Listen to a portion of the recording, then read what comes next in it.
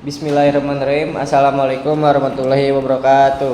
Waalaikumsalam warahmatullahi wabarakatuh. Selamat malam semuanya. Yang saya hormati Ibu Restin selaku dosen pembimbing mata kuliah Pendidikan Pancasila.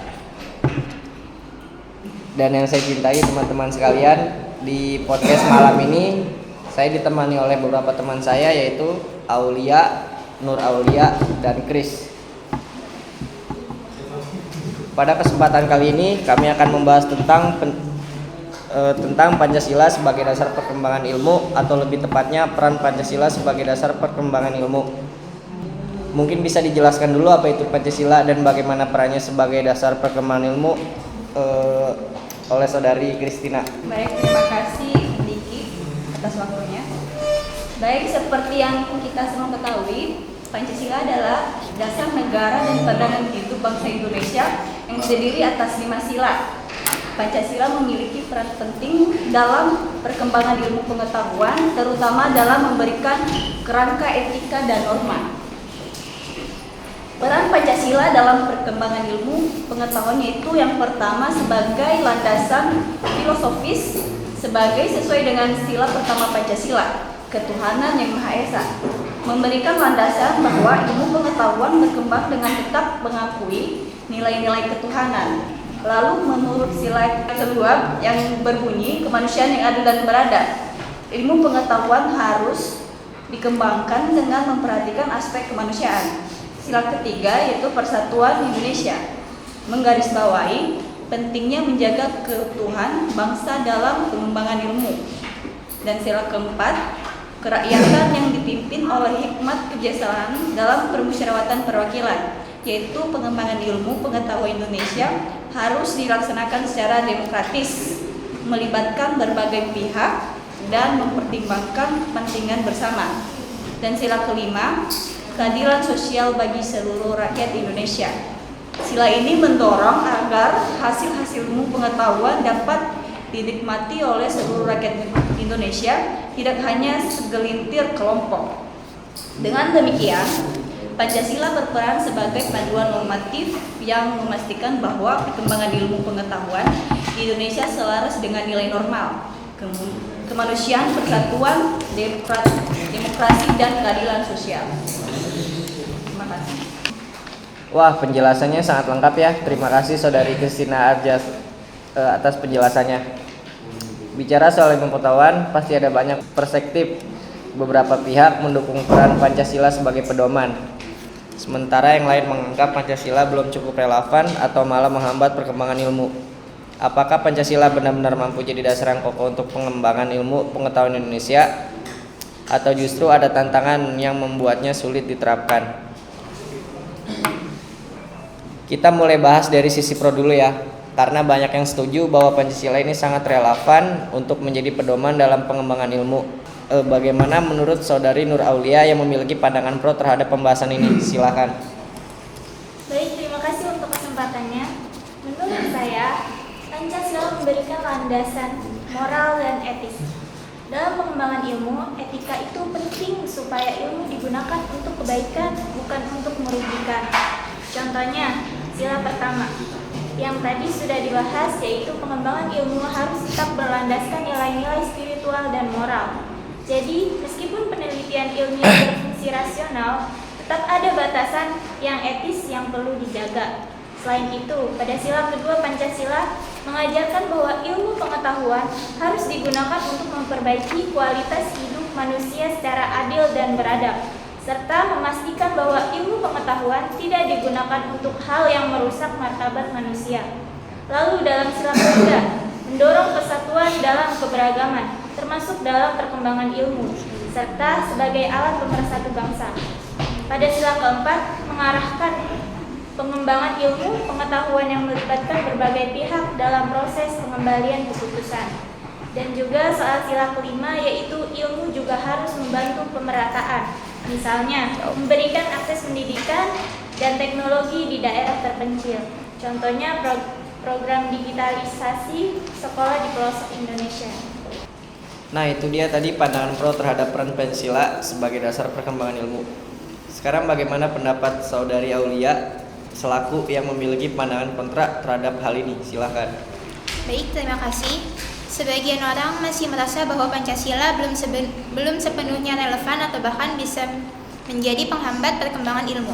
Seperti yang kita ketahui, Pancasila seringkali sulit diterjemahkan ke dalam kebijakan yang konkret. Salah satu buktinya adalah anggaran untuk riset dan teknologi di Indonesia yang masih sangat kecil. Selain itu juga anggapan bahwa Pancasila terlalu lokal sehingga kurang relevan dalam konteks global. Ilmu pengetahuan itu sifatnya universal. Kalau kita terlalu fokus pada nilai lokal, kita bisa kesulitan bersaing di tingkat internasional. Lalu potensi pembatasan terhadap kebebasan akademik. Nilai-nilai dalam Pancasila terutama yang terkait dengan agama seperti pada sila pertama kadang dianggap membatasi kebebasan akademik. Kemudian penafsiran yang beragam juga menjadi kontra dalam pembahasan ini, karena Pancasila bisa ditafsirkan secara berbeda oleh berbagai kelompok. Ini bisa menyebabkan ketidakpastian dalam penerapan nilai-nilai Pancasila di dunia ilmu pengetahuan, terutama ketika berhadapan dengan isu-isu kontroversial seperti genetika, etika biomedis, atau kebebasan bereksperimen. Termasuk juga tantangan globalisasi. Di era globalisasi, ilmu pengetahuan bersifat lintas batas dan dipengaruhi oleh standar internasional. Pancasila sebagai dasar etika lokal mungkin dianggap tidak relevan atau tidak sepenuhnya selaras dengan prinsip-prinsip etika global yang lebih luas, yang bisa menghambat kolaborasi internasional. Lalu pengaruh terhadap inovasi yang cepat. Dengan adanya fokus pada moralitas dan etika dalam Pancasila, beberapa kalangan mengkhawatirkan bahwa inovasi teknologi atau ilmu pengetahuan yang lebih radikal mungkin terhambat. Pembatasan etika dapat memperlambat pengembangan ilmu teknologi baru yang mungkin dianggap kontroversial tetapi tidak penting untuk kemajuan. Oke, itu tadi pembahasan dari pandangan kontra. Jadi bagaimana caranya supaya Pancasila tetap relevan tanpa menghambat perkembangan ilmu? Silakan Saudari Kristina. Menurut saya, kita perlu menerjemahkan nilai-nilai Pancasila ke dalam kebijakan yang lebih konkret. Misalnya meningkatkan anggaran riset, memperkuat kolaborasi antara ilmu tradisional dan modern, serta menciptakan ekosistem riset yang inklusif. Setuju. Selain itu, Pancasila juga perlu lebih terbuka dalam perkembangan global. Dengan cara ini, kita tetap bisa menjaga identitas bangsa sambil bersaing di tingkat internasional. Jadi teman-teman, itu tadi diskusi kami tentang peran Pancasila sebagai dasar perkembangan ilmu. Beserta pandangan pro dan kontra, ada sisi yang menekankan keunggulannya sebagai landasan moral. Tapi ada juga kritik terkait tentang implementasinya. Sebelum kami tutup podcast ini, adakah audiens yang mau bertanya? Mungkin tadi penjelasan kami belum lengkap atau ada yang tidak dimengerti, silakan bertanya. Perkenalkan, saya Komalasari, izin bertanya, mengapa sih pentingnya untuk memastikan bahwa pengembangan ilmu pengetahuan tidak bertentangan dengan nilai-nilai Pancasila? Baik, kami akan menjawab pertanyaan dari teman kami Mala. Pertanyaannya tadi, mengapa penting untuk memastikan bahwa pengembangan ilmu pengetahuan tidak bertentangan dengan nilai-nilai Pancasila? Mala, dengarkan. Jawabannya ini ya Mala. Pengembangan ilmu pengetahuan yang sejalan dengan nilai-nilai Pancasila sangat penting untuk menjaga identitas dan moralitas bangsa Indonesia. Pancasila berfungsi sebagai pedoman etika, memastikan bahwa kemajuan teknologi tidak merugikan manusia dan lingkungan. Selain itu, Pancasila mendorong kolaborasi dan keadilan sosial dalam distribusi manfaat ilmu pengetahuan, sehingga sesuai lapisan masyarakat dapat merasakan hasilnya. Dengan demikian, pengembangan ilmu pengetahuan harus berakar pada budaya nilai-nilai lokal yang mencapai tujuan nasional yang lebih luas. Terima kasih. Saya mau bertanya, bagaimana sih Pancasila dapat membimbing perkembangan ilmu teknologi di Indonesia? Baik, saya ingin menjawab pertanyaan dari Putri Nabila. Pertanyaannya adalah, bagaimana Pancasila membimbing perkembangan teknologi di Indonesia? Jawabannya adalah Pancasila membimbing perkembangan teknologi agar tidak hanya berorientasi pada keuntungan atau kemajuan semata, tetapi juga pada kesejahteraan manusia dan pelestarian lingkungan. Teknologi yang dikembangkan harus sesuai dengan nilai budaya dan dapat mempererat persatuan bangsa. Saya Sylvia Putra dari kelompok 2 ingin bertanya, bagaimana setiap sila berperan penting dalam pengembangan ilmu pengetahuan? Ya, tadi pertanyaan dari saudara Adit, bagaimana setiap sila dalam Pancasila berkaitan dengan pengembangan ilmu pengetahuan. Ketuhanan Yang Maha Esa, ilmu pengetahuan harus menghormati nilai-nilai agama dan tidak bertentangan dengan moralitas. Kemanusiaan yang adil dan beradab, pengembangan ilmu harus memperhatikan hak asasi manusia, keadilan, dan kesejahteraan global. Persatuan Indonesia, ilmu harus memperkuat persatuan bangsa, bukan menciptakan perpecahan. Kerakyatan yang dipimpin oleh hikmat kebijaksanaan, ilmu pengetahuan harus mendukung pengambilan keputusan yang adil dan bijaksana untuk kepentingan rakyat. Keadilan sosial bagi seluruh rakyat Indonesia. Hasil ilmu pengetahuan harus dapat dinikmati oleh semua lapisan masyarakat secara merata. Halo, nama saya Siti Rohima. Saya ingin bertanya, bagaimana generasi muda bisa berkontribusi dalam mengembangkan ilmu yang berlandaskan Pancasila? Baik, saya akan menjawab pertanyaan dari Siti.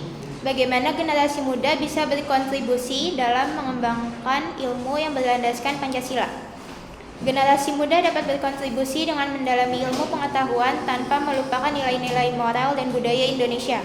Mereka juga bisa aktif dalam penelitian yang bertujuan untuk memecahkan masalah sosial, meningkatkan kesejahteraan masyarakat, dan menjaga persatuan bangsa. Kenalkan, nama saya Ridho Maulana.